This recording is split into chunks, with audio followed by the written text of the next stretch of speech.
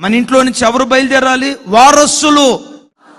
ఆస్తి కాదు, వెండి బంగారాలు కాదు, నీ విశ్వాసానికి నీ ఇంటిలో నుంచి విశ్వాస వారసులు బయలుదేరాలి.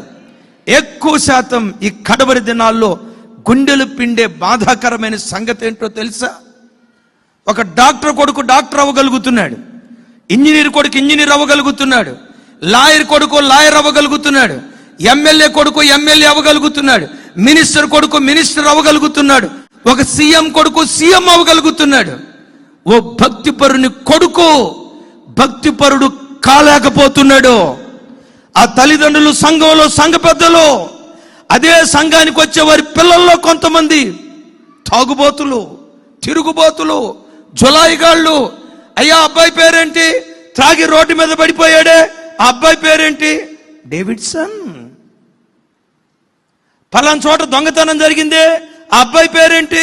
అయ్యో పలానా కళ్ళు కాంపౌండ్ దగ్గర, పలానా బ్రాందీ షాప్ దగ్గర తాగి ఒంటి మీద బట్టలు కూడా లేకుండా ఇలా అయిపోయాడు. ఏం పేరు ఆయన పేరు? ఆయన పేరు సాల్మన్ రాస్. తల్లిదండ్రులు భక్తి పరులు అవుతున్నారు.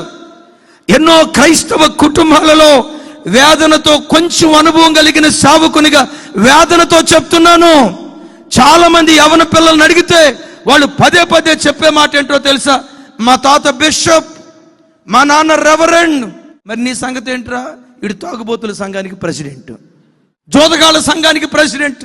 ఈరోజు అనేక క్రైస్తవ కుటుంబాలు ఆస్తిక వారసులను తయారు చేయగలుగుతున్నారు, భక్తికి వారసులు లేరు, ప్రార్థనకు వారసులు లేరు, పవిత్రతకు వారసులు లేరు. నేనంట, నువ్వు కోట్లు సంపాదించి పిల్లల ఒడిలో పెట్టి వాళ్ళకి భక్తి నువ్వు నేర్పకపోతే ఏం క్రైస్తవుడు నువ్వు? ఎంతమంది తల్లిదండ్రులు ధైర్యంగా ఇక్కడ కూర్చొని, అయ్యా నా మీద ఏ భక్తి ఉందో నా పిల్లల మీద కూడా భక్తి ఉంది, వేరు పరిశుద్ధమైతే కొమ్మలు పరిశుద్ధములని రాయబడి ఉంది కదా, నా ప్రార్థన వ్యర్థం కాల, నా కడుపును పుట్టిన నా పిల్లలు కూడా నాకులాగా ప్రార్థనా పరులయ్యారయ్యా. ఎంతమంది ధైర్యంగా ఈ మాట చెప్పగలరు? ఈ మాట ఈ స్థలంలో ఎవరైనా నిజంగా చెప్పగలిగారంటే నేనంట, మిమ్మల్ని మించిన ధన్యుడు భూమి మీద ఇంకొకళ్ళు లేరు.